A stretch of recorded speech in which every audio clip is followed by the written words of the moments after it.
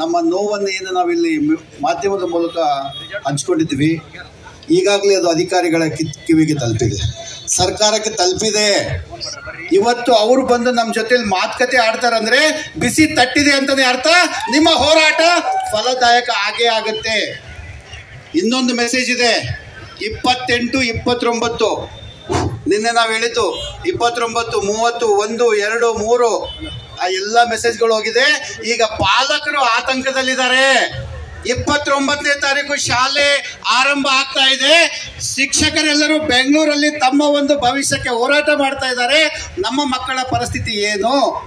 ಒಂದು ವೇಳೆ ಶಿಕ್ಷಕರಲ್ಲಿದ್ರೆ ನಾವು ಕೂಡ ಜಿಲ್ಲಾ ಮಟ್ಟದಲ್ಲಿ ಮತ್ತು ರಾಜ್ಯ ಮಟ್ಟದಲ್ಲಿ ಪಾಲಕರು ಕೂಡ ಸತ್ಯಾಗ್ರಹಕ್ಕೆ ಬರ್ತಾ ಇದ್ದಾರೆ.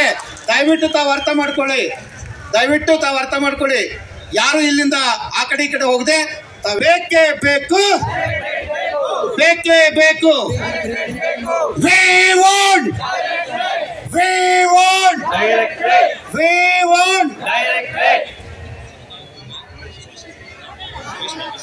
ಎಲ್ಲಿಯವರೆಗೂ ಹೋರಾಟ?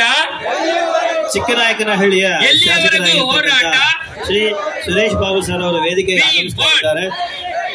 ಅವರಿಗೆ ತುಂಬ ಹೃದಯದ ಸ್ವಾಗತವನ್ನು ಕೋರ್ತಾ ಇದ್ದೇವೆ. ಡೈರೆಕ್ಟರೇಟ್ ಬೇಕೇ ಬೇಕು.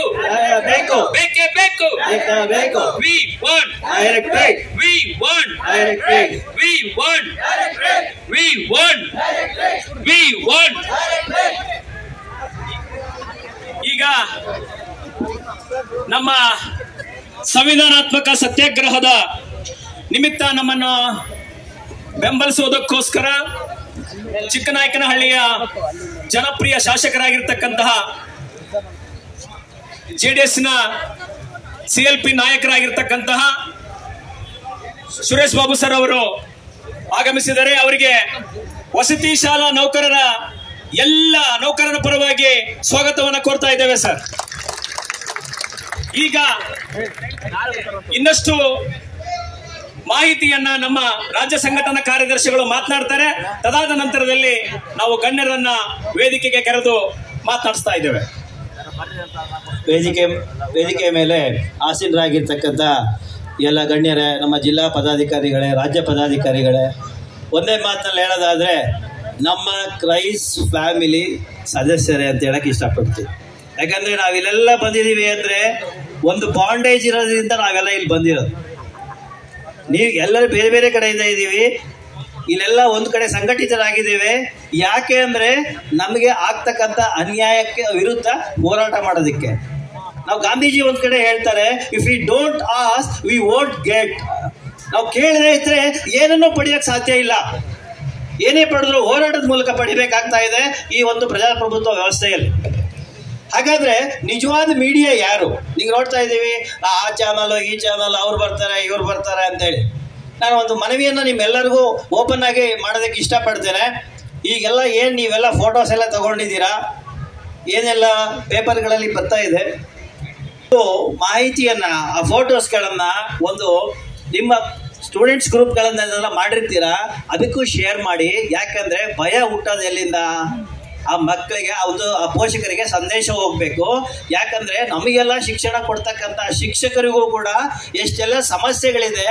ಅವರು ಇವರೆಲ್ಲ ಮಕ್ಕಳಿಗೋಸ್ಕರ ಹೋರಾಟ ಮಾಡ್ತಾ ಇದ್ದಾರೆ. ನಮ್ಮ ಒಂದು ಭೌತಿಕದ ಕನಸಾಗೆ ಉಳಿತಾ ಇದೆ ಅನ್ನೋ ಗೊತ್ತಿಲ್ಲ. ಹಾಗಾಗಿ ಅದು ನಮ್ಮದು ಕ್ರೈಸ್ ಅನ್ನೋದು ನಿರ್ದೇಶನಾಲಯ ಹಾಕಬೇಕನ್ನೋದು ಒಂದಾಗಿರುತ್ತೆ. ನಂತರ ಎರಡನೇದಾಗಿ ನಮಗೆ ಜ್ಯೋತಿ ಸಂಜೀವಿನಿ ಆಗಿದೆ ಅಂತ ಇದ್ದಾರೆ. ಅದು ಟೆಕ್ನಿಕಲ್ ಇಶ್ಯೂ ಅಂತೇಳಿ 2 ವರ್ಷದಿಂದ ಹಾಗೆ ಹೋಗ್ತಾ ಇದೆ. ಅದು ಕೂಡ ಇಲ್ಲಿವರೆಗೂ ಈಡೇರಿಲ್ಲ. ಆ ಜ್ಯೋತಿ ಸಂಜೀವಿನಿಯನ್ನು ನಮ್ಗೆ ಅಳವಡಿಸ್ಕೊಡ್ಬೇಕಾಗಿ. ಮೂರನೇದಾಗಿ ನಾವು ಹೆಚ್ಚು ಕೆಲಸ ಮಾಡ್ತಾ ಇದ್ದೀವಿ, ಆದರೆ ಸರ್ಕಾರಿ ನೌಕರರಿಗೆ ಸಿಗ್ತಕ್ಕಂಥ ಸೌಲಭ್ಯ ನಮಗೆ ಸಿಗ್ತಾ ಇಲ್ಲ. DCRGಯಲ್ಲಿ ಅಲ್ಲಿ ಏನಾಗ್ತಾ ಇದೆ, 5 ಲಕ್ಷ ಮಾತ್ರ ನಮಗೆ ಕೊಡ್ತಾ ಇದ್ದಾರೆ. ಜನರಲ್ ಗೌರ್ಮೆಂಟಲ್ಲಿ ಅಪ್ ಟು 25 lakhsವರೆಗೂ ಕೊಡ್ತಾ ಇದ್ದಾರೆ. ಆ ಒಂದು ವ್ಯತ್ಯಾಸ ನಮಗೆ DCRG ಅಪ್ಲೈ ಆಗಬೇಕು ಅಂತ. ಮತ್ತು ಜನರಲ್ ಗೌರ್ಮೆಂಟಲ್ಲಿ 3 ಕ್ಲಾಸ್ ನಡೀತಾ ಇದೆ. ನಾವು 5 ತರಗತಿಗಳನ್ನು ಹ್ಯಾಂಡಲ್ ಮಾಡ್ತಾ ಇದ್ದೀವಿ. ಅದಕ್ಕೋಸ್ಕರ ನಮಗೆ ಹೆಚ್ಚುವರಿಯಾಗಿ 10% ಹೆಚ್ಚುವರಿ ವೇತನ ಬಡ್ತಿಯನ್ನು ಕೊಡಬೇಕಾಗಿ ಕೇಳ್ತಾ ಇದ್ದೀವಿ.